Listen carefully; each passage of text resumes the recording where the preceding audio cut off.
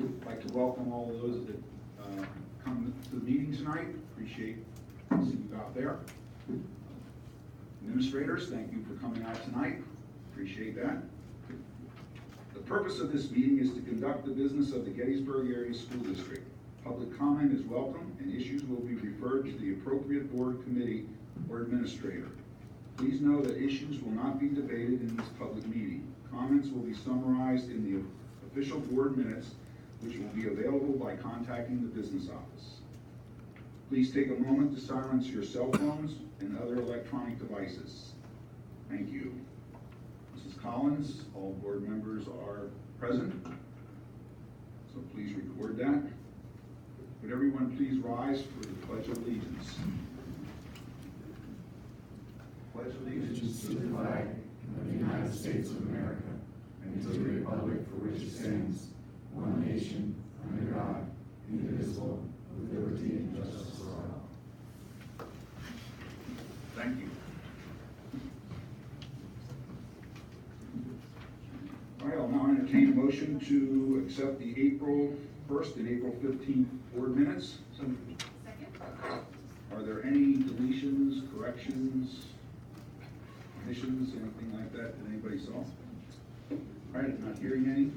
And all those in favor of accepting the minutes as written, please say aye. Aye. Aye. Those opposed, same sign. All right. Thank you. Are there any notices and communications from any board members? We have no citizen participation tonight. Board committee reports. Mr. President, the Finance, Buildings and Grounds Committee met on April 18th. We listened to a proposal about the Main Street parking. So this was the Borough of Gettysburg and Main Street Gettysburg discussing the Balmer Street revitalization project and how the school district might collaborate with a parking proposal. And we also discussed the 5-year capital plan. There was a need to look at the HVAC systems at the high school and Lincoln Elementary and move them up higher in the order of repairs that are needed or replacements. Thank you. Those reports. I have a rather lengthy report from the Communications Committee. Okay. This is lengthy. I'm going to, but I have written. So no eye contact for the next minutes. All right. We met on April 24th, the Communications Committee. So a few things I want to share with you. The first topic we covered was brand stabilization. As a district, we know who we are, and we know that what we do exceptionally well. The last few years, we've seen charter schools use our district's tax dollars to aggressively market their schools to our families. Billboards, direct mail pieces, radio sponsorship, and more. Legally, as a district, we cannot do any of these things, nor do I think it's good stewardship of tax dollars to do so. Now is the time to use our integrated marketing communications to strongly and consistently portray our brand, so that those outside of our faculty, our staff, and the school board equate exceptional with Gettysburg Area School District. Beginning with logo control, yes, logo control. We now have as many as 9 logos floating around there that represent our school district. We will have 2 logos, one for athletics and then one for everything else, which will be an updated shield. There will be a diverse committee, including teachers, administrators, and students formed to work over this summer on this. After we get the logo control done and the brand stabilization, our communications coordinator, who by the way is championing all of this, will create a style guide for all to access, and that will be in a shared Google Drive. So that was a pretty terrific outcome of that last meeting. All right, the second thing I'd like to share with you is a recommendation that the committee has. Frankly, at my prompting, this will come as no surprise to anyone because I've been speaking about this for months. The committee, the Communications Committee, originated to fill a void that was left when several years ago, the district's communication specialist left. The committee served its purpose very well, with dedicated faculty and staff working in tandem with the school board members who were on the committee. As you know, almost a full year ago, the district invested in a pretty fabulous full-time communications coordinator, Mr. Andrew Robinson. He is doing an excellent job. And in this past year, the communications committee meetings have really morphed into more of a great opportunity for Mr. Robinson to share with us success on initiatives, etc. The committee agreed at last week's meeting that this committee is now obsolete and recommends to the board that the communications committee be disbanded. Mr. Robinson will create ad hoc committees as he needs them and will seek support from the buildings as he needs them as well. I fully support this. I think that that when we consider the best and highest use of board committees, it certainly is not a board committee that has redundancy with a full-time staff person. Thank you for that report, quite detailed. Al, anything to report? Just that the policy committee will meet on the Tuesday the 14th, I believe. And now that Kathleen doesn't have a committee, she's welcome to join us. Right. Anything else? Ken and I attended the PARS conference last Thursday and Friday. We had both the governor speak to us and also the Secretary of Ed, Pedro Rodriguez was there. They gave us updates. Of course, the governor, again, was pushing for his shale tax and gave reasons why. Very supportive of education. So I think everybody was excited that he was there. We had an update from a lady at the federal level, so we know where the federal government stands in the next 2 years. Things that are going to happen and not going to happen. I'm going to put something together and send it out to you. Don't need it tonight. And then there were some other speakers that dealt with, Mr. Feinberg was there. He spoke to us. He's the gentleman that puts out those emails that you've been getting that he gives every day. He was an interesting guy. Very knowledgeable. He's a board member down around suburban Philly area. So, and then we heard from a lawyer who's representing the groups that are now suing the state of Pennsylvania for unequal funding. PARS is one of those supporting that lawsuit. It looks like it may go to trial next year. So they're moving forward until it's blocked. So, maybe did I miss anything? Those are pretty much That's pretty much, what we heard.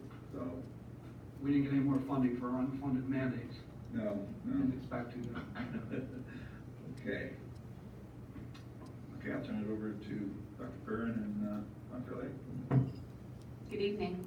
Just a few things to report. On Thursday, the Adams County Curriculum Directors will be meeting here to finalize our induction plans for the Adams County induction for the 1920 school year.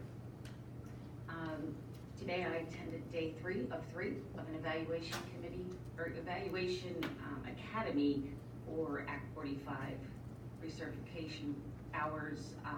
It was hosted by Pennsylvania ASCD. That was at Berks County. And on Thursday of this week, the summer academy sessions for teachers take summer professional development, mainly for a trade day next school year, but also additional opportunities for them to grow professionally over the summer. We opened those for registration on Thursday. I want to thank Ann Baum and her team for assisting with getting all of that information compiled this year. Thank you. Thank you. Dr. Curran? Be attending the Superintendent's Academy this week in State College on Wednesday and Thursday. It's part of the two-year cohort that I've been involved with since the beginning of the school year. So looking forward to continue that work with the 36 or so superintendents that are part of cohort 3 with Pedro and with the folks from NISL who kind of run the courses. Seventh grader informed me today that there were 21 days of school left. He also informed me he wasn't counting. And then I'm just going to take this time during program reports to run through some slides which might help with the discussion later in the agenda. Right. Yes, Dr. Curran is going to give you a presentation on the budget. Just let you know that after the presentation or during the presentation, if you just reserve your questions and comments till we get to the proposed budget under business finance, item 17.3. Thank you. Sure, and I will try to focus on hitting the slides that we haven't seen multiple times.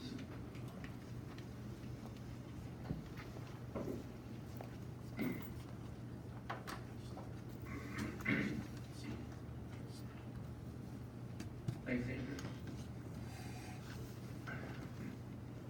2019-2020 proposed budget. Go to, keep going, Andrew. Gone through the goals in the past, the process information, and variables to consider. We just continually update this, so just so folks understand, that 656,842, that's the net change from for just those specific items that are listed on the screen. And the reason that we've shared those a couple times now since January is those are some of the ones that we saw some short-term savings with in preparing the current year budget, and then some of those then jump back up this year. So it's really just to show that some of the savings from last year is more of an increase in expenditure this year, and most of those should now revert back to kind of a normal trend line in terms of how it grows on a given year. Next, Andrew. Revenue projections, still in the low threes, 3.2 for total. Local revenue 3.1, and we are assuming, as we mentioned in the past, a tax collection rate of 95.3%. We did increase that 0.2 from last year just to try to meet the trends that we have been calculating over the past couple of years, and that's, for those who might be familiar with it, that's the rate at which we are able to collect local taxes, so 95.3%. State, 3.3%, and federal, which obviously is the smallest portion of our budget, 6.2%. Next slide, Andrew. And that is just as a reminder how the revenues are broke down. Predominantly locally funded, 30% from state, 2% federal. Next slide, Andrew. Thank you. Total expenditure increase 3.5%. It assumes all of the increased expenditures for contracts and agreements. If you recall from previous presentations that about 61% or so of our budget are personnel related, so about that percent is going to grow with whatever contracts and agreements are in place. It assumes those increases from the previous slide that showed that overall increase of a little over $600,000. It assumes continued support of the 5-year technology plan. It assumes $450,000 to support capital projects, which is specifically what Carrie mentioned from the Facilities, Buildings, and Grounds Committee. And it's also a memo in the board packet. And it still provides for $220,000 for possible special budget requests or SBR positions. Next slide, Andrew. And again, majority, 61% payroll and benefits. And then the others break down in those couple categories pretty evenly. A lot of times when working with budget heads, we're really kind of working in that 13% that's in the yellow, supplies, equipment and others. Those are the things we've really been able to kind of keep stable for a couple of years to kind of mitigate the impact on the overall budget as the people costs, grow each year. Next slide, Andrew. Thank you. So unassigned fund balance, in the December audit, we were right around $12.9 million. If you recall from the current year's budget, we're utilizing about $3.4 million to balance the current budget. So June of 2019, that would leave a little over $9 million.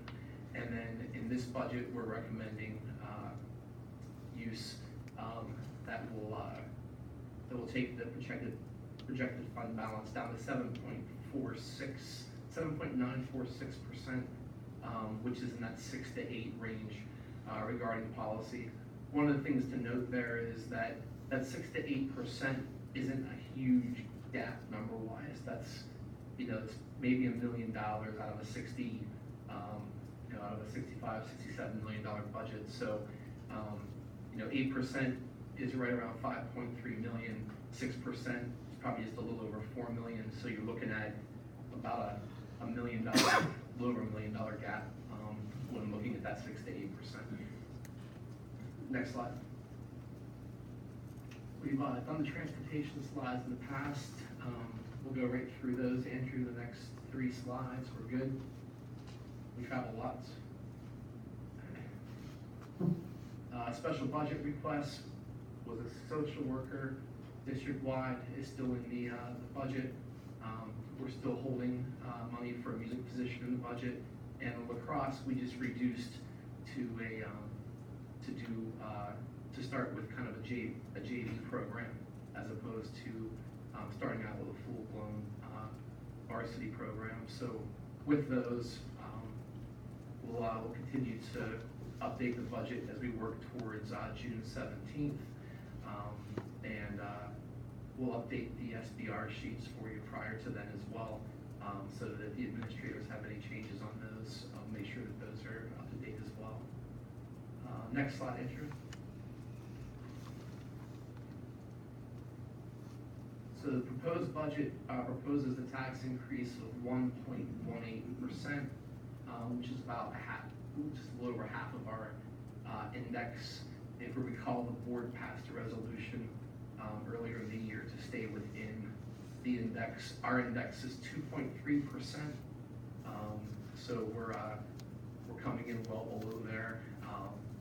The recommendation is based on a number of items. As an effort to reduce the structural deficit, that's one of the pieces not met in this budget. There's always kind of a balance in terms of meeting some of those needs. And if you recall from one of the first slides that we've gone through a number of times, we're always also thinking about kind of being respectful of the community's resources. So the 1.18% we see as really kind of a solid budget for the district. Kind of protects us and puts us in good shape short-term fiscally, and more importantly, it keeps us in good shape long-term fiscally. So the reason of not going up to 2.3 or 2.1 is really that balance that I just talked about in terms of understanding that it's the entire community that helps us do what we do on a daily basis. Remaining fund balance is within policy limit. The 5-year tech plan remains as scheduled. The ability to fund special budget requests, $450,000 for high school in Lincoln HVAC system in terms of moving it up a year. That money will help us when it comes time to borrow for that project. The borrowing will be cheaper, so spending the money now will save taxpayers money in financing down the road. And the reserve accounts remain stable enough to mitigate possible increases. And some of those increases from slide 5 that were savings for a while and jumped, we don't expect those kind of significant increases with those variables again next year. But we'll see what the state throws our way next year. Next slide, Andrew. Just updated this chart their example tax impacts. So 1.18%, the average property owner, it's yearly it's about $32.89, breaks down monthly to about $2.74 a month. And that's just for the average property owner. And if you look across, you can see we kept those on the board. It goes 1.5, 2.0, 2.3 was our index, 2.7 and 3.20 are the indexes for other districts in the county. So 1.18 is the first column that you can see there. Andrew, next slide. So if you look at, if we plug in the 1.18 with where we've been, it does kind of what I talked about a little bit last year in my first budget with this district, and that was trying to keep kind of lower, moderate, tax increases, trying to stay away from going from the zeros to the index, to the zeros to the index, that kind of thing. Really, kind of the sweet spot that I really worked with the business office on was trying to maintain between trying to keep 1.25 as kind of the whatever you get beneath it as the goal. And last year was 0.86.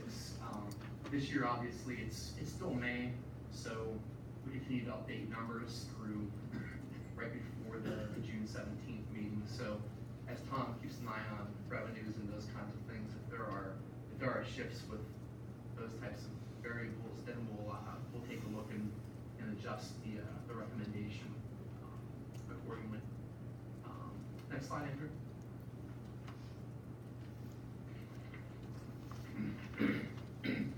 So really, we continue to just monitor revenues.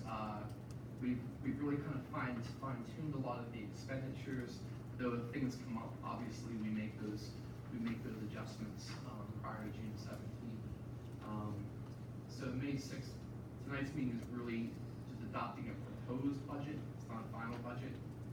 Helps us meet some of the state guidelines and regulations, and then we would be scheduled to do a public hearing regarding the proposed budget at the front end of probably the June 3rd board meeting, with adoption of the final budget for 1920 around June 17th. And June 17th would give the local taxing agencies time to make those necessary adjustments or changes. So this is on the agenda later, and look forward to questions and discussion. Thank you.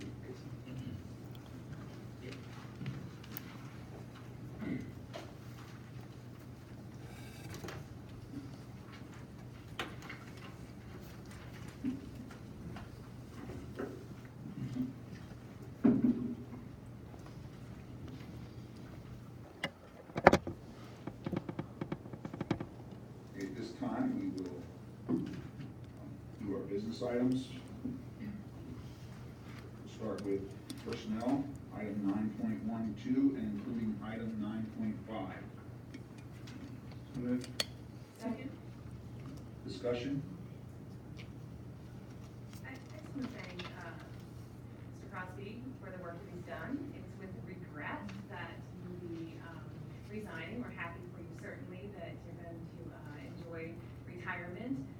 But I really have appreciated the work that you've done, like the 5-year plan for buildings and grounds, for the way that you have explained things that I may not be an expert in, like mechanical, HVAC, and helping the board to understand what's needed and why it's needed and when it's needed. You've done a really wonderful job of communicating what's needed, and the facilities look beautiful. So thank you for your efforts. Thank you.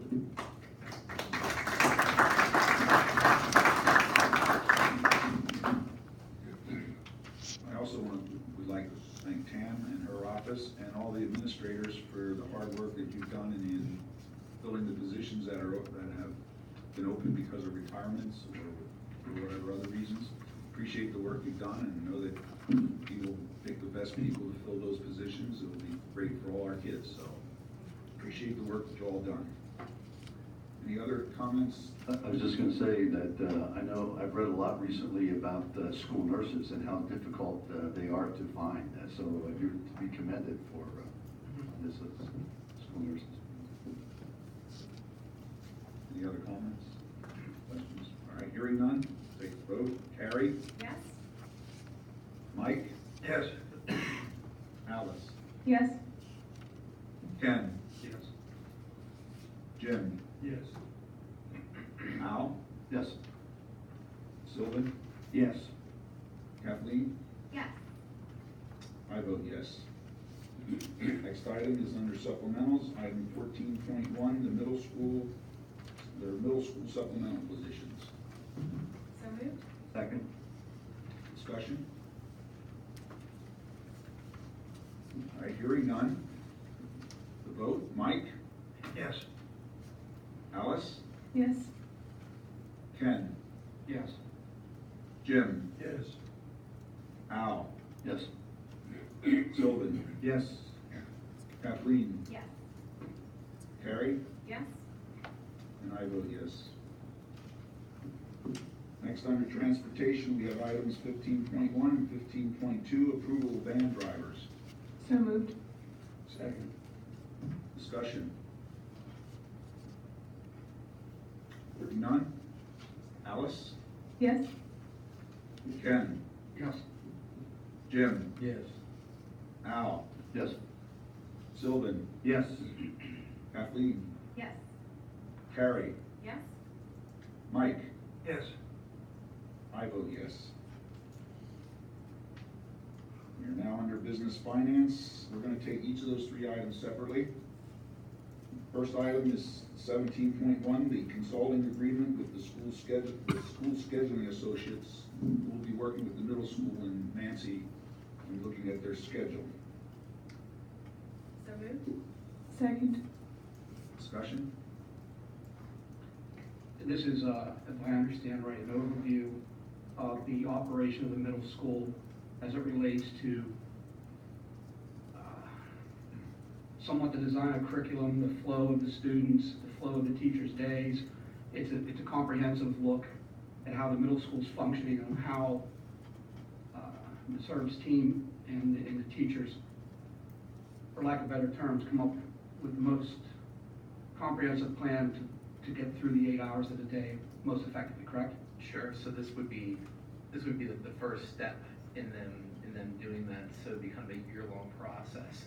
So if they, as they, defer to Nancy for other questions, but so they're not looking at changing their schedule for this fall. It's really kind of a year-long process, because if the work with the consultant would cause them to shift or make some changes where there would be staffing implications per se, it would come back as part of SBR's in next year's following year's budget. I actually appreciate that, and I want to follow up. So, if I understand right, there is that possibility that after the schedule looks at the middle school, they could come back to us and say, the deficiency or the area that needs to be corrected, or could be better put, is, let's say, in an interventionist, another one, or a reading specialist, or we're looking at class size of 28 kids, and 11 kids out of that 28 have a learning support teacher, and he says, probably could do with another learning support teacher. That's all on them. Yeah, it would probably be, the master schedule is really, it's really the times and when things meet and, what you're putting where in the day, but certainly if you change those things significantly, over a period of time, there could be staffing implications. Follow up Thank with you. what Kenny is saying. So with a schedule, you can look at things like equity, that students who may need to be a part of this learning support class or an intervention class, they still have opportunity to take advantage of other learning that occurs maybe in an elective or a special class or something like that. It would be, that would probably be more Nancy's team kind of looking at that. The consultant would really kind of give them lots of different options about how different needs can be met. Then they would choose one, obviously, that works best for what they're trying to do at GAMS. Would they also not look at the music department as a part of this process? They would look at the whole school. Thank you. But speaking of music, I know we're talking about adding either a half-time or a full-time music person, I think mostly at the middle school. Yes, I was concerned about the connection to this with our recommendation. And maybe I missed it, maybe I'm jumping ahead. Are we recommending a half or a full-time person there? Right now, we're holding the 1.0 in the budget, and we'll narrow that down to the degree of what Nancy needs before we do the final budget. So if you recall, Nancy's SBR, I'm talking like you're not there. You just fill in whenever you want, you know. If you recall, Nancy's SBR was really about meeting current needs of like course class sizes and enrichment. This wasn't about restructuring courses. So even with the scheduling thing coming up, if say she came by the end of May and said, well, we really need a 0.67 to do what I need to do, that would be outside of what the scheduling consultant might do and what kind of staffing changes would happen after that. Her request is really about the right now and what she needs next year to deliver similar programming that they're delivering right now. So just to be clear, the master scheduler is not looking at curricular offerings, looking at the schedule of the existing offerings. Correct. Thank you. Yeah. How'd I do, Nancy? I'd just like to comment that, first, I appreciate the opportunity to visit all our schools and get to know about them. Unfortunately, one or two things have happened in our life. I haven't gotten to all of them, so I apologize to those administrators. But sitting with Nancy, the middle school in particular, and having spent 10 years at that level, I was very, very pleased with what I heard about what's going on at the middle school. And after hearing that 100%, I dislike when people say 110% because I haven't figured that one out yet. But I'm 100% her in the philosophy of the school and the scheduling that you're looking into and the programs and taking care of kids. So, thanks. I'm curious for this is talking about 3 days coming up. So this is something that has not started working with them yet, but would be, In June. okay, beginning to talk about the scheduling offerings and what they can do. Okay, thank you. Any other questions or comments? All right, take the vote. Ken? Yes. Jim? Yes. Al? Yes. Sylvan? Yes. Kathleen? Yes. Carrie? Yes? Mike? Yes.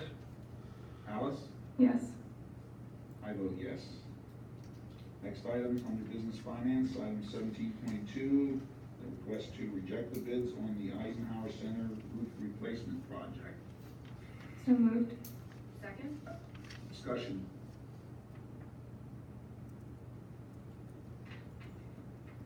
All right, hearing none.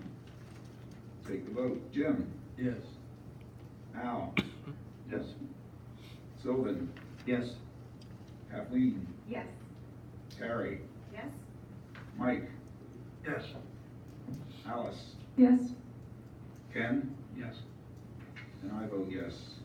And I would just like to personally thank Tom and Wayne again for your due diligence of going through those bids and making that recommendation. We still need a roof. It'll come in the future, but I do appreciate that we're not gonna be wasting our money on a company that probably isn't gonna do the job, so appreciate that. Or they're gouging the prices right now, so. Okay, next, 17.3, the adoption of the 2019-20 proposed budget. And again, as Dr. Curran mentioned, it is a proposed budget, it's not a final budget. So budgeting, working order. So moved? Second. Okay, we're now open for discussion, questions. Actually, I do. Unbelievable. Just wanted to sit back with me on this because we knew this date was coming. after the last board meeting, and I'm gonna ask again when I'm done, that we separate the SBRs individually from the budget as a whole. I'm just not, it causes some confusion, because I don't wanna tank a budget over something that I'm just not seeing right now. And I don't wanna come across as not trusting or believing in Ms. Herb, because that would be contrary to what I do feel. Nor do I wanna single out the music department, but it so happens that the music department is one of the items that's an SBR that I'll speak about tonight. I'm having a hard time getting myself around, we're sitting here on a proposed budget and we still don't know whether it's a 0.5 or a 1.0. So it leads me to believe whether we really actually need that position as a whole. First off, we just passed here tonight an independent person to come into the middle school to evaluate the scheduling in the entire, I think your words, the whole area, which would include whether or not there was a need in reading, language arts, math department, you name it. We don't know whether we're gonna be faced with that next year with another special budget request to meet the needs of the students in the middle school. And it's just the middle school because that's where the SBR comes from. So to me, it's premature for us to sit here tonight and put that SBR in the budget and move it any further until we have some of those answers before us. Because it's a position, and while it's music, it can't go anywhere else. Once it's here, it's here. It's like going to the store and buying a favorite truck because you can afford it today, but 6 months down the road when you want to go to Disney World, you can't go because you spent the $800 a month on your car payment to make yourself happy right now. The music department, fantastic. Not one person came in here, remember, not one, ever said they needed more staff. Not one student, nobody. They stood here, they got accolades left and right, deservingly so.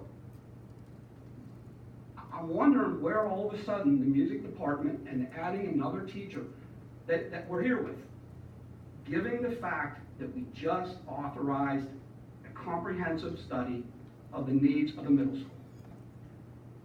I mean, I'm open for any suggestion or any idea on why we're doing that. Because at the end of the day, 85 plus this budget's mandated. There's not one thing that any of us can do here, no matter how hard we try, to save those taxpayers money, to give the teachers an extra boost, to buy computers, whatever you want to do. 85, am I close, 85%? I'll say that I'm close. So that leaves you with 15. I'm not that smart guy here. 15% that this board can look at and allocate money to the district.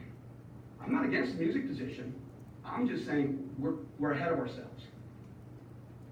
We're ahead of ourselves. It makes no sense to me.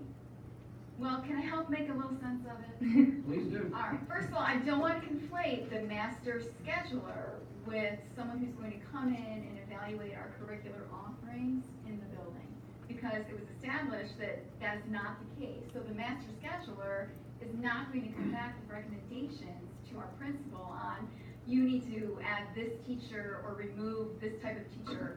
It's not the purpose of it, so we can't conflate those two things. I will say this, and I've said it before, you know, I'm going to respect a building principal who comes forward and says, I need this kind of a teacher. We are a school district. Our only reason for being, really, is educational, really. So when we cut right down to the chase, a lot of the unfunded mandates that we have to do, clearly we have to do them. We can't argue any of that. But as far as what's our core competency, it's about teaching. It's about curricular offerings, and music is one of them. And I'll tell you that we have amazing music teachers in this district. We are lucky, lucky, lucky, lucky. And the reason that program is so strong is because of those dedicated individuals who frankly go over and beyond what they need to do. And that's why they've been recognized so much, because these are exceptional people. But if we take a step back, you know, in 2007, there were 11 music teachers in this district. And through retirements and resignations, we have lost 3 full-time teachers. What I've done, frankly, and I'm happy to share it if you want to at this point, I've interviewed people, I've listened to the people who've come and spoken, one of which actually did make a pretty strong case for adding that position. And, you know, I've got a whole cut sheet here that I created. Impact on students, impact on faculty. No faculty has complained to me. It's just questions I've been asking. And frankly, we've got a real issue of unused resources. When we built that middle school, it was designed to have a general music classroom. And we spent money on that classroom. We actually have, my understanding is at the middle school, we've got this investment in piano lab, guitars, world drums, and more that are collecting dust because we don't have a general music teacher to use them. And frankly, again, I'm not going to argue with any building principal who says I need this particular kind of a teacher because that's our core competency. Yeah, I'm not, Have Nancy, is it possible to have Nancy just reiterate? Yeah. Nancy, could you share with us why you made that recommendation? Yes, initially, the recommendation came from, sorry, am I loud enough, because I don't know if it's on. Came from a need in really two main areas, and that was in the choral. We have one chorus teacher who is doing 6 through 12, and in the middle school had numbers, and this was on the SBR, upwards of 100 in the morning for rehearsal. So that was one.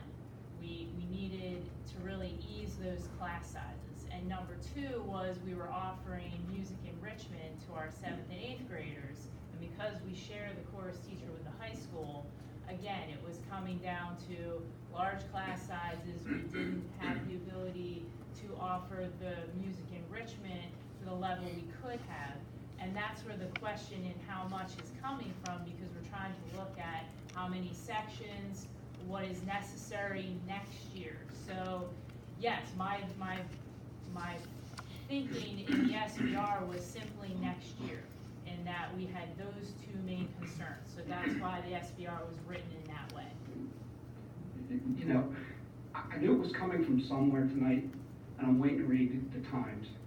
I didn't come in here tonight to second guess your judgment.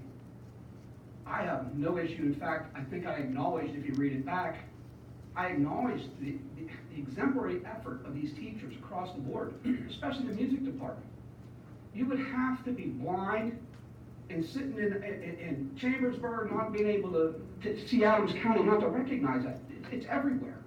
My own family has kids in that department. I'm only saying that if you're gonna hire this person to come in, and I disagree, because I believe this person can come back to us and say, this amount of kids in this grade are not on grade level reading or math, or this interventionist can do this, this, and this. And they identify that area. We are then faced next year with addressing that area. Another teacher, another person on here, another budget problem, and once again, we start to inflate. So at some point, it's nice to have all these wants. I'm just asking you, is it a need right now that we need to address as a part of the whole budget? I wish we would have separated this. I wish it would have been perfect, because we could have had this discussion, we could have seen it. We have them all together now, and you put a whole budget at hostage to a degree, in some people's mind, whether you vote for or against. I understand the thought process behind acknowledging that there may be more changes once the scheduling person comes in to help with that. I think that that's kind of the nature of school years as we move forward, that there are needs that arise in buildings, and then we look into how to best help fill those needs. I also think that the administrators that have put forth these SBRs, we've had a lot of time talking to them about their reasoning and rationale behind it, and read up on why they are suggesting those for this coming year. And I don't believe that that would be something that is being put forward if, like they stated, it's not a need currently. And I do, while I understand wanting to maybe look at this as one fell swoop, I don't think that that's entirely practical for a school district as you go through each year to just hold off and wait on helping make those school programming and curricular offerings and scheduling work for a school year, and kind of wait for the students that might need that in the coming school year. I do feel that that's something that has been suggested by each one of those administrators as something that's a need for next year.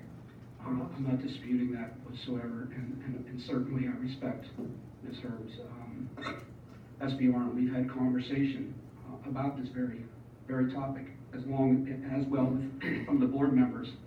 I'm just looking ahead right now, and I wish I had the information of the number of kids on level reading in each of the grades.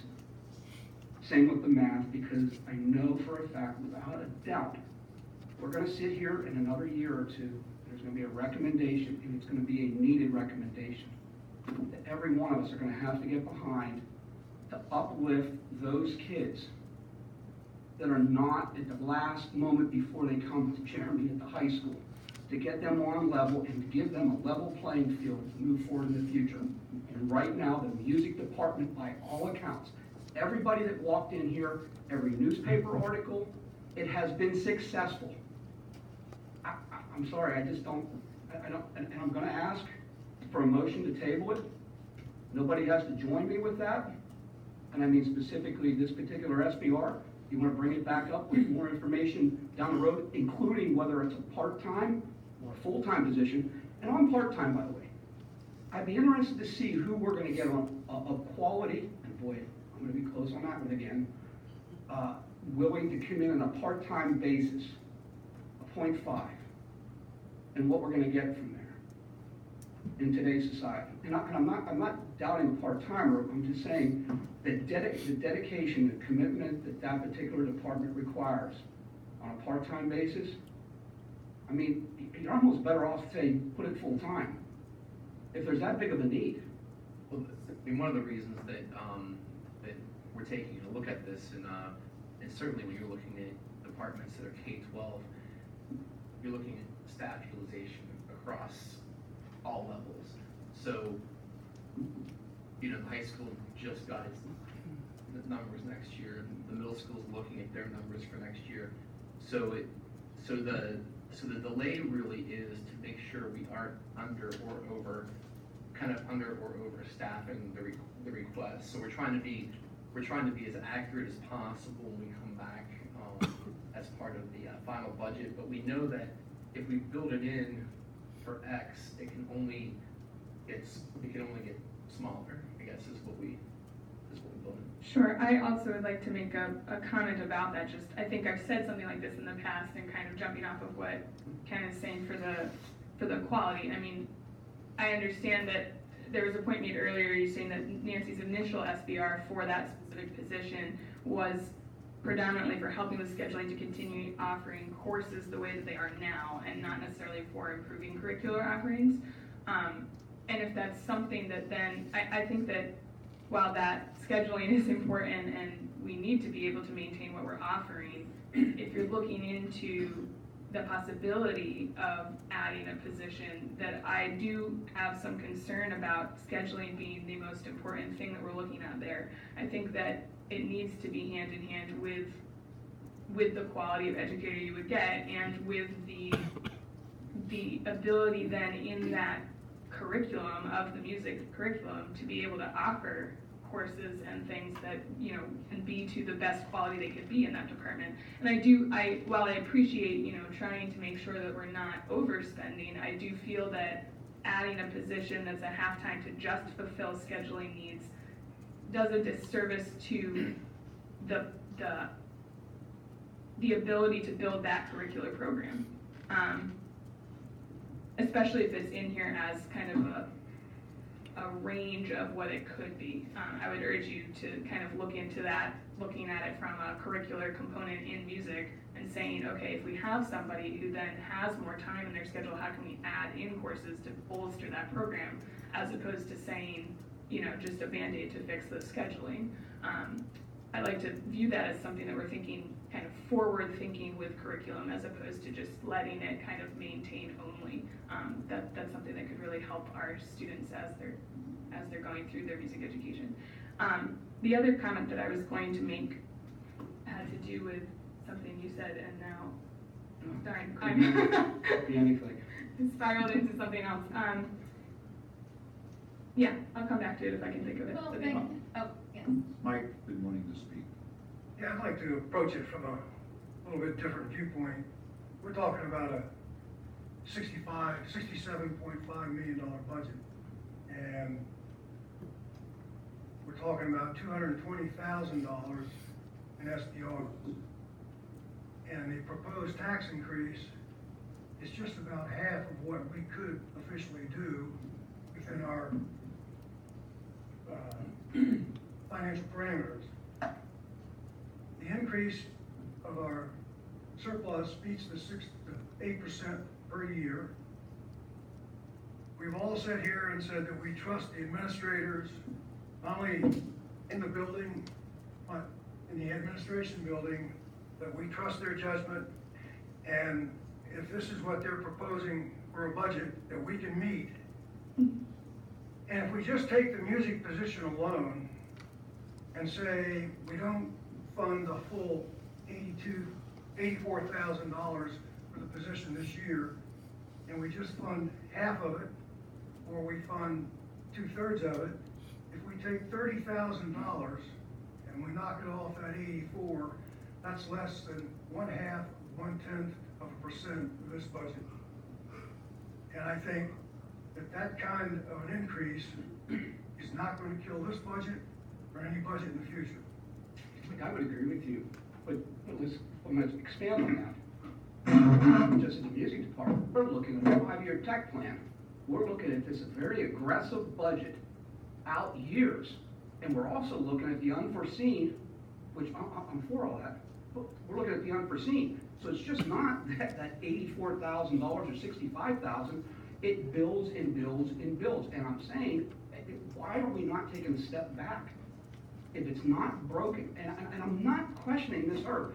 Now that's the third time I'm listening that I'm not trying to disparage her SBR. I'm in favor. I'm saying the timing of this, prior to this gentleman that we just approved coming in, going through on this budget. That is the issue is timing for me. Okay, it's time for me to follow up, because you've been looking over my way most of your presentation, so I thank you for that. But I thank you for opening up a discussion, because what I heard prior to coming on this board was it's not a transparent board, and it is a rubber stamping board. And what you just helped to develop was a discussion by this Board of Education to show interest in the total school district, interest in a budget that has to be put together. Do we listen to each other? Do we know what's going on because we communicate with our administrative team? And I feel good about that. Now, do I feel good about, do we put a music teacher in there half-time or full-time, and do we put a lacrosse team in there? Those are things we have to discuss.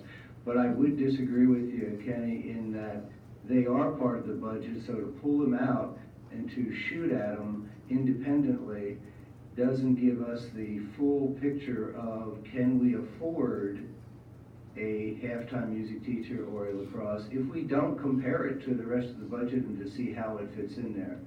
But I think you've done a good job of accomplishing part of why I came onto this board, or why I was successful in getting on this board, and I appreciate the discussion. I feel good about it. Just to follow up a little bit on what, and Sylvan, I couldn't agree more. And Mike, I think you hit the nail on the head a little bit. I do believe there's a lot of bang for the buck in this budget.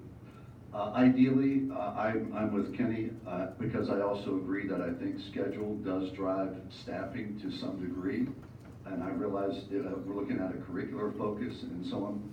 But a 1.18, which is about half of the index, as Dr. Perrin mentioned, gets us within the tech plan, fulfillment of one full-time instructional coach for next year. Worst case scenario, a full-time music teacher, or best case scenario, however you look at that, a full-time social worker, a junior varsity lacrosse program that probably, my guess will be that eventually will become a varsity program, which then will have a feeder program at the middle school. Those are recurring expenses, and that makes me a little bit nervous. In addition, if you recall, last year we added 7 positions last year. my biggest concern looking at this overall budget was how are we going to sustain this long-term, as I think was mentioned as well. We do have a pretty healthy fund balance right now. What would make me nervous in sustaining these positions over a period of time with recurring expenses, I realize we're gonna have capital expenses and capital projects from time to time that we have a little bit more of a degree of control over. But once we commit to these positions, these are long-term recurring expenses that we've gotta be prepared to follow through on.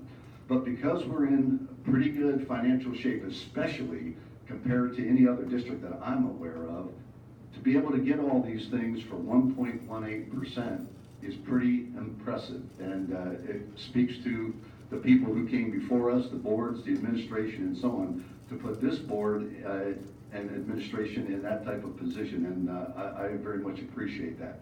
I know Brad's been here throughout for a long time. He certainly deserves a lot of credit as well.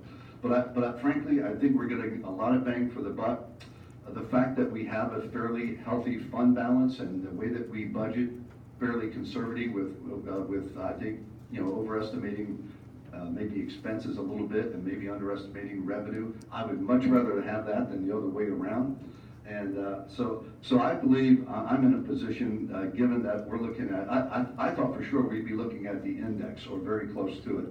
Given that we're looking at about 1.2 or 1.18, I'm prepared to support the budget. Dr. Karen, one of the things that you listed in the presentation was that reducing the structural deficit has not been met. Could you just talk about that a little bit more? Sure, it's not for this year's budget. So if you recall from last year, we used 3.4 million of fund balance to meet the current year's budget. So that's the difference between revenues and expenses, and we used fund balance to bridge that gap. And that was a reduction from where the district was the previous year, which was at around 4.03 something. So we reduced it from 4 million to 3.4. So this utilizes 3.7. So it's about 300,000 more than last year. So one of the reasons that you want to have new revenue and such as thus the 1.18 is you need new revenue to come in as the budget grows so that that gap doesn't widen. So one of the goals that we talked about last year when we talked about budget was we want to have the budget perform as accurately as we can. So as we become more accurately with our expenditures, less money is left over at the end of the year when we do our audit. So as that reduces, you have to also be reducing the amount you need of the leftover to fund the following year's budget. So Brad and I have been working pretty closely, and 1.18 is where we landed for a number of reasons. One was it helped us do the things that we love to do, which is deliver the programs to kids. It kept us in good fiscal health, and I go back to that second or third slide of kind of being respectful of community's resources. One way to come in would have been say go to the index at 2.3, take a big bite out of that, out of that structural deficit, but wanting to maintain that balance for our community was why we tried to drive it around a 1.18 or so.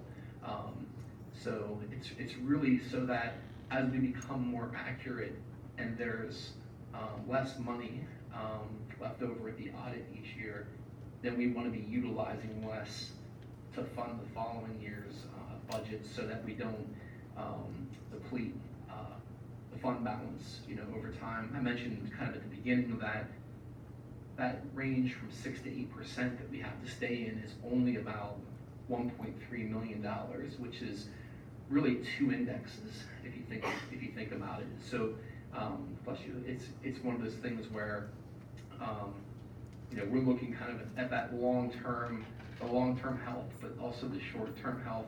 And then you have to, some years you have some anomalies, so you have to adjust on the fly, like this one. So the 3.7, really, to a degree, some of it is, we saw those increases back with some of those variables from the early slide, in the budget presentation. Brad, anything else to add in that specifically? I look at it a lot of different ways, and over the years, you have boards that have different focus regarding budget. Recently, in more recent years, our board or members of our board have asked us to become more accurate. The caution I raise for you is this. I know of districts whose expense budgets are very accurate because they don't have enough money to provide for the services required to educate children. When they get to that number, they stop spending. That's accurate, but that's not good. So how do you get accurate and good? Both. So if a board is comfortable with a $3 million surplus each year and has a $3 million deficit in the budget each year, those offset, and you move forward in constant position, and that's okay. Our concern is that as the board has asked us to become more and more close in the overall picture, that shortfall, the deficit, has to also reduce. Because if you have a budget that has a $3.5 million deficit each year, and you only have a $3 million surplus each year, your fund balance goes down $500,000 each year, and pretty soon you're at zero and negative. And under Act 1, before Act 1, the board had the ability to raise taxes what was needed. Under Act 1, it does not. It has a cap. And so it becomes more and more important. And you've seen us work with long-term funds. We have a tech plan. We have an administrative technology plan. We have a capital plan. All of those are meant to stabilize those expenses over time so that you have, as a board, more surety that budgets down the road are going to be managed. So the whole discussion about this fund balance and budget deficits really comes down to looking at tomorrow. We've been asked every year, can you do with less this year? And the answer is always, yeah. Well, what about next year? And so that's what I'd ask you to think about as you're looking at these fund balances. What kind of trend are you setting? And as Dr. Perrin has mentioned, we landed at 1.18, knowing that goal of reducing the structural deficit wasn't met. And it's one of those situations where you can't have everything the way you want it sometimes. But we feel that it's workable as long as the board understands that whole thing over time, that you cannot sustain having deficits exceed, your budget deficits can't exceed your operational gain. So with that. Okay. And we're going over to like Al's comment earlier. I feel very fortunate to be able to sit here, honestly, and recommend the budget that we're recommending and providing some of the things that we're providing. And certainly, I've been here less than 2 years, so a lot of that, as someone stated, is based on the work that's been done here for a long time. But certainly, when we're looking at the overall package, it's kind of weighing all of those variables and saying, how can this work both for the short term and for the long term, where we can be comfortable? Because certainly, fiscally, I want to leave the district in as good or better situation than it was when I got here. So these are things that we take very, very seriously. So when it comes out as a recommendation, It's a strong recommendation based on looking at what I believe that we're able to do over time. The unassigned fund balance, and maybe more directed towards, maybe to Dr. Perrin. Last year, the audit, it came in at what, 12 million, give or take, right? 12 million? It was 12 from that slide, wasn't it? Somewhere around 12 million, almost 13. Yeah. And we went through the budget process last year, and we were pulling from the unassigned fund balance.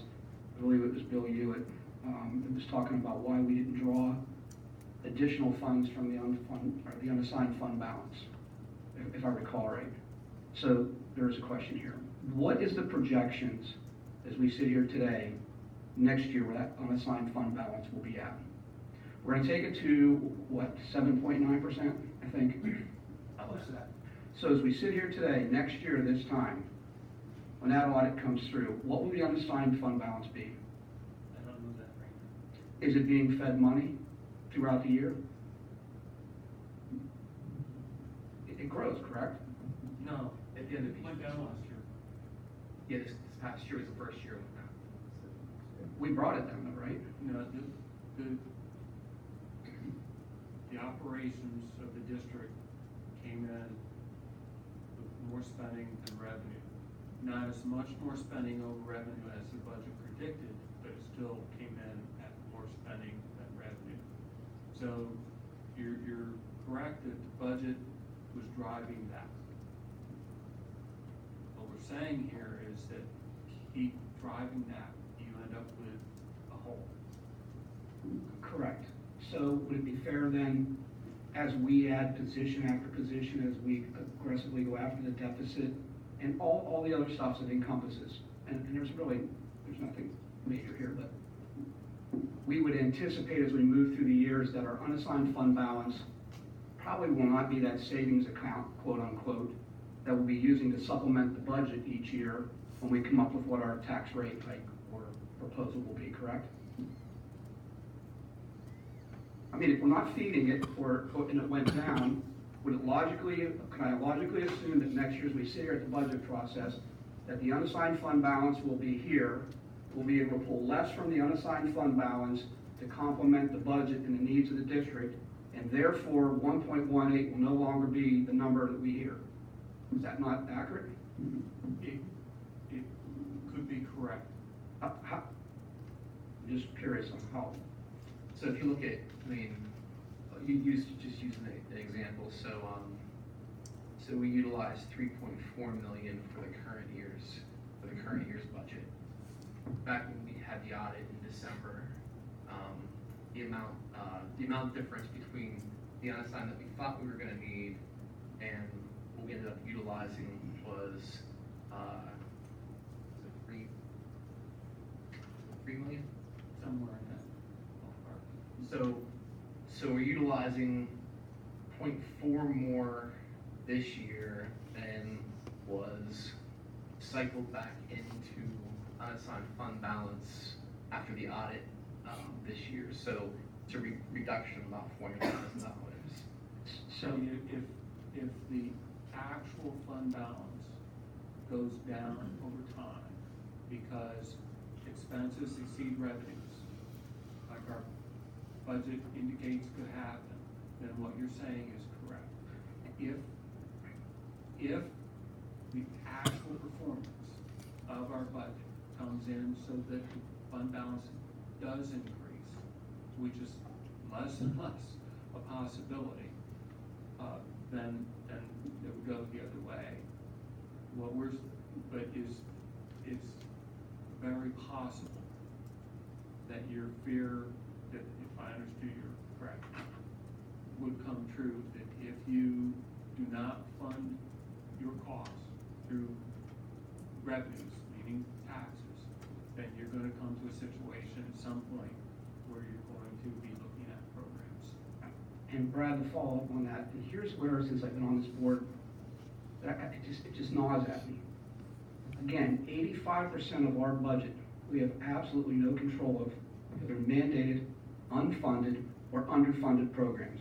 So nobody at this table can make a decision about 85% of that money, the taxpayers' money, going out of this district. We have no control, yet we take the hit for it. So we make decisions on 15%, and we're just using round figures. And if I'm reading this right, Art, we've used the unassigned fund balance to help us offset the cost that the average taxpayer is gonna pay each year for the operation of this district. And we're setting ourselves to the point where we wanna try to balance it to where our deficit and our spending are somewhat equal, and which would then follow that the unassigned fund balance, all of a sudden it sat at 12 million this year, and we're taking it to 7.9, might only be about 8.5 next year. In order to stay between the 6 and the 8 index, we've only got, as Dr. Parent said earlier, a couple million, because the difference between 6 and 8 is only $1 million. I don't mean that disparagingly, but it's $1 million. In a big budget, you're right, it means nothing. But that's where we could be at next year. And in order to support the 7 teachers that we put on last year, the teachers that we're asking now, what we don't know that's gonna prevail from any study or from the lack of funds that, as you guys have said for two years now, we don't know what we're getting from the state from year to year. No idea until the budget passes. Am I accurate in that? Because that's part of the whole budget. So when we talk about a position here or a position there or whatever, Mike's absolutely right. Small drop in the bucket. But you look at the big picture, it does have ramifications down the road for us. And we're not gonna be able to do certain things unless the people out here pay for it. I mean, that's a fact. And that's okay. I mean, everybody's gotta live with what they gotta live with. But I don't wanna sit here and tell the taxpayers next year, because of decisions we made, we're at 2.5. Or we're at 3. And we keep talking about this index, by the way. We voted on that index. We could have made that index something different than what it was, correct? That was, so we took what the state said our maximum was. We voted on that. The state prescribes the maximum index for each school district. So Our mandated cap was 2.3. The board had the possibility, the option of looking at exceptions, but our exceptions were so minuscule. You're right. Less than $10,000. It was absolutely nonsensical to think about it. Other than referendum, those are the only options you have of exceeding the state's index. Now, frustratingly, our index is at 2.3. The next index in this county for a school district is 2.7, and they go up to 3.2. So we have less capability of raising revenue than the other districts. At the same time, that we get the least amount from the state to fund our programs. correct. Which is counterintuitive if you look at it. So the goal, Kenny, is not to overtax, and that's why the structural deficit, reducing the structural deficit is super important, because as they're refining how accurately they're predicting the revenues and the expenses, there will not be an excessive fund balance. That number is going to come down, and so we are not overtaxing. And I just want to be able to follow up with my question. So even though this is a proposed budget, there is still time before the final budget, and I'm expecting, and Dr. Parent, if you can confirm that you're still going to be looking at, and the business office, refining numbers. So even with this proposed, there is a possibility it could go down. There is not a possibility that it's going to go up, the proposed percentage of increase, tax increase. I mean, last year we went from proposed of 1.2 to a final of 0.86. That was due to some revenue changes. So yes, Tom continues to watch revenues, and we'll get like the latest possible updates whenever we come for the final budget. So we'll shift anything that we think makes sense in terms of making a final recommendation. But at least on May 6th, I'm extremely comfortable with this budget, which is why it's the recommended budget. And that can include looking at certified teachers who are K-12 certified, to say that you're using them in the best way possible to make a determination as to whether you need a 0.5 or 0.1, or 1.0, excuse me. Sure, we just want to get as accurate as possible. Carrie, that's not being done though. That decision on what we did tonight, and again, I'm gonna come across as a bad guy, I don't mean to be.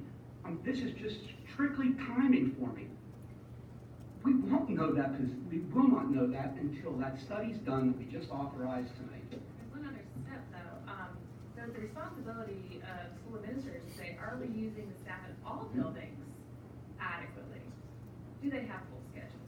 So they have to look at their resources and how they may need to move positions around, and I'm expecting That's part of it. that's part of it, and that was just. In all disciplines every year, you do it every spring, you do that with all disciplines. Regardless if you're adding things or not adding things. You do the same thing, for instance, if you have a retirement in the content area, you look and say, what's the need next year? So how much of that person's schedule do you need to refill or fill? So that's what the tasks the principals are going through right now with their registration numbers and those kind of things. So. I mean, Brett, even if we had not authorized this group to come in to study scheduling, the SPR for middle school, that is a must. And you need some, either 0.5 to 1 full teacher to allow flexibility in your schedule. Am I reading that, that's correct? You would ask for that, you'd ask for that Yeah, the whether you did the SPR study or not. The SPR was Yeah. done I before. wanted to make sure, Yes. right. So that SPR is a must-have, it's not a wish-to-have thing, it is something to have, because if you look at the enrollments, 5th grade is a large bubble. They are gonna be 6th grade, you're gonna have a bubble, and that's probably where you're gonna utilize that position, I'm assuming, to take care of that 6th grade bubble. Because I don't think they're all gonna move out of the district. If anything, we'll get more on top of our normal, okay? And I think the other thing I wanna say is, and I think it's been said, the budget that is being presented is not only looking at next year, it's looking at future years. It's building to make sure that we are in good financial standing. And that fund balance, pointed out, if you look at it, yeah, some people will say, what are you sitting on $5.2 million for? Isn't that a little excessive? Well, a $67 million budget divided by 12 comes out to 5-point-some million a month. Now, I do my home budget, and any of you do your home budgets, you're told you have at least 6 months to pay bills in case something happens. We have 1 month. If for some reason the state would not pass their budget, would hold up funds, we don't want to be in a position where we now have to borrow funds to meet the bills. And I know the other year when the state, there were schools that had to borrow money. Am I correct, Brad? And That's pretty- banks that charged excessively, my opinion, excessively, for them to be able to have an origination fee for loans. So we don't want to be in that position, so that's all I wanted to say. I believe and school districts are really the only ones that there's really loss surrounding that range of fund balance, right? It's really ironic, we're sitting here with concerns over 8% fund balance. Our county has a fund balance that's considerably higher than that, and they have appropriately marketed that to show the advantage it has for the taxpayers of Adams County, that it creates a better bond rating, that it creates lower interest costs, that it creates easier financing, it creates a lot of advantages. The state has said for schools only, not municipalities, not boroughs, townships, counties, any other political subdivision, schools only, they have this 8%. And so that's where we're at. I'll tell you that there was a district that may have taken before the limits, the fund balance to the extreme. However, that district, they did have a very large fund balance. Didn't have to raise taxes for year after year after year after year because the interest earnings on the cash that they held within that fund balance provided the revenues that were necessary to fund their budgets.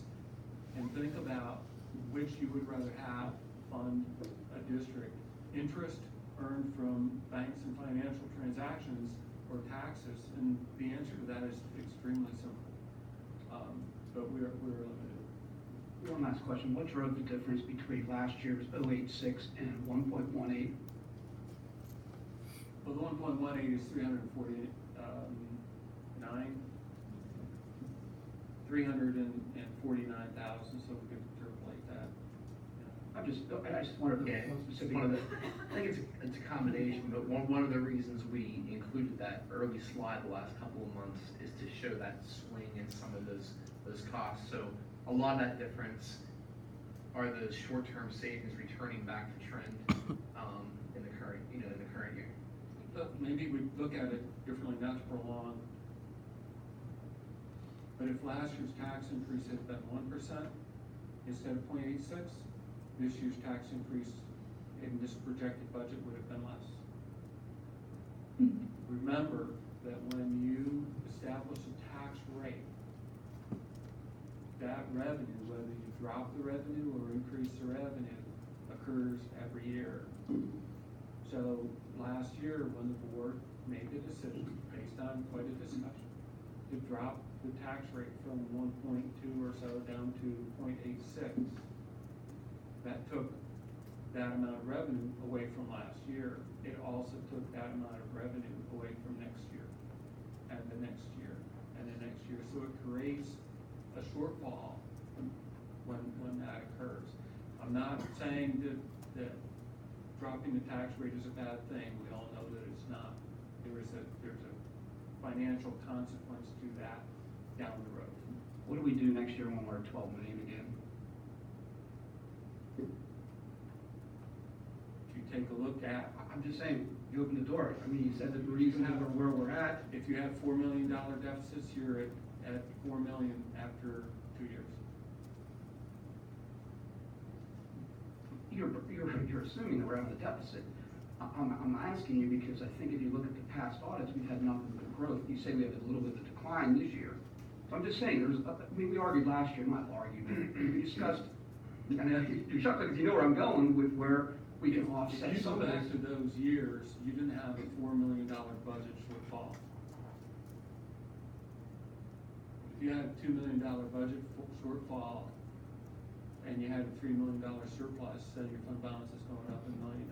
You have a $4 million budget shortfall, you don't have that likelihood of having a surplus at the end. Absolutely agree. Would you not also agree if we have a $4 million shortfall, we as a board should be sitting here figuring out where the shortfall is and offsetting that instead of with the tax rate? All we're saying is. We control 15%. You're correct, but you can't offset that with the tax rate. We can offset that on what we do as a board then. We can make a little bit of dent.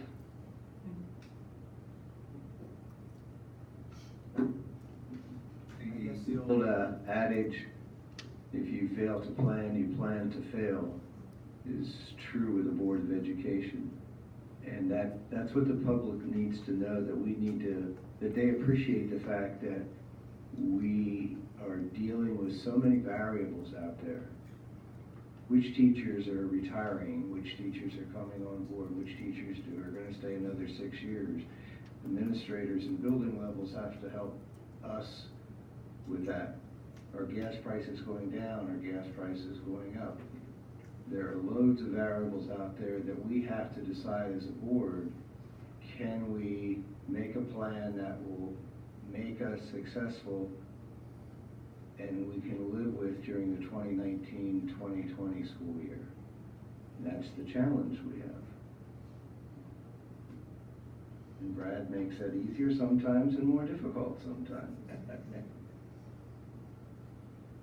I have in the back of my mind one concern. We have had, over the last several years, a very good economy. One of these days, we're gonna have a big hiccup. We need to be able to handle it.